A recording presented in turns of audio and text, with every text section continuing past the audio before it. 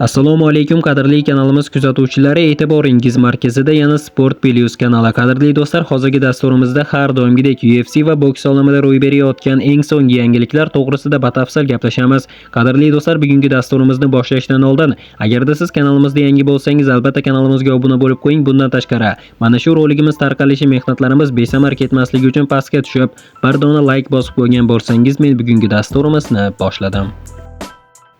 UFC sobiq chempioni Habib Nurmagomedov har doim qalban jangchi emas, aynan futbolchi bo'lishni istaganini tan oldi.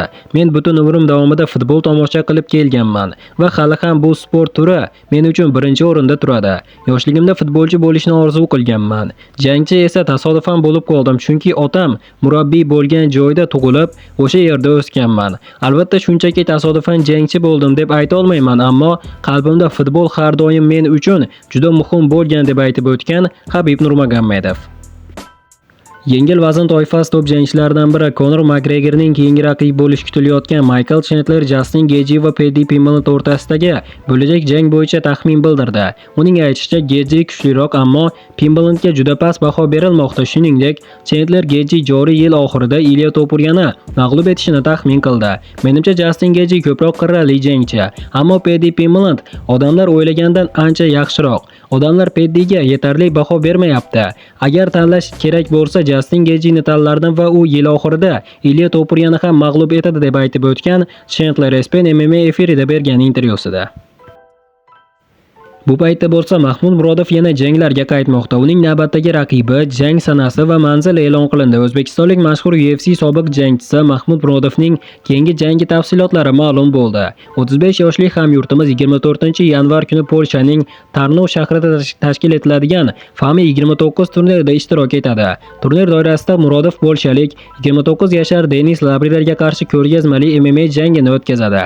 Kecha sportchilar musobaqa oldidan ilk marotaba yuzma-yuz kelishdi. Ma'lumot uchun aytib o'taman do'stlar, Mahmud Murodov professional faoliyati davomida 37 ta jang o'tkazib, 29 ta g'alaba va 8 ta mag'lubiyat qayd etgan. Qadrli do'stlar, albatta bu yo'lda hamyurtimiz Mahmud Murodovga omad tilagan holda kommentariyaga tushib, "Olg'a O'zbekiston, olg'a Mahmud Murodov" deb yozib qo'yishni unutmang do'stlar.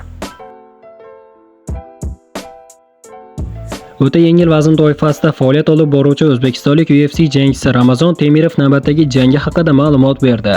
Hamyurtimiz kuni kecha UFC tomonidan o'tkazilgan navbatdagi doping tekshiruvidan muvaffaqiyatli o'tganini xabar qildi. UFC'ning doping nazorati bo'yicha javoblarni alhamdulillah yaxshi chiqdi. Ketma-ket 3-marta topshirdim. Har oy kelib olib ketishyapti. Xudo xohlasa, mart oyida janglarga qaytyapmiz. Inshaalloh, mart oyida keyingi jangimning sanasi va manzili aniq bo'ladi.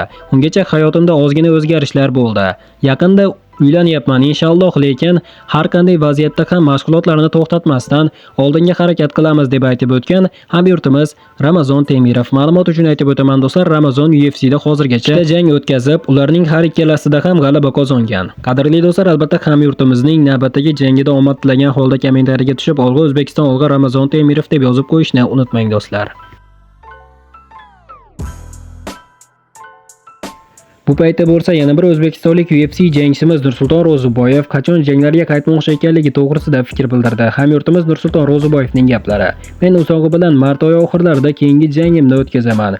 Hozirda yaxshi mashg'ulot o'tkazyapman, ammo yanvar yoki fevralda tayyor bo'lishim mumkin, biroq fevral oyida Ramazon oyi bo'lganligi sababli jangimni mart oyi oxiriga qoldiraman. Xudo xohlasa, tez orada yangiliklarni kutamiz" deb aytib o'tgan hamyurtimiz Nursulton Ro'ziboyev. Qadrli do'stlar, albatta hamyurtimizning keyingi jangida omad tilagan holda kommentariyaga tushib, "Olg'a O'zbekiston, olg'a Nursulton" deb yozib qo'yishni unutmang do'stlar.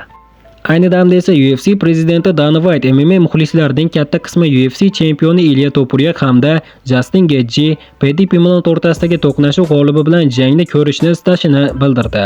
Hamma Gaethje Pimblett jangi g'olibi bilan Ilya Topuriyaga qarshi jang qilishni xohlayapti.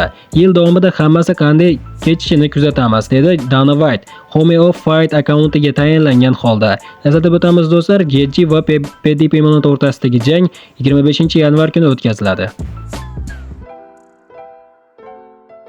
Qadrli do'stlar, hozirgi dasturimiz xuddi mana shu yerda o'z yakuniga yetdi. Videoni oxirigacha ko'rganlarning barchasiga kattakon rahmat. Video yoqqan bo'lsa like bosishni unutmang. Qadrli do'stlar, har kuni chiqayotgan videolar uchun albatta kanalimizga obuna bo'lib qo'yasiz degan umiddaman. Keyingi dasturlarimizda ko'rishguncha xayr, o'zingizni ehtiyot qiling. Sport Plus kanalimizdan uzoqlashmang. Tez orada ko'rishguncha do'stlar.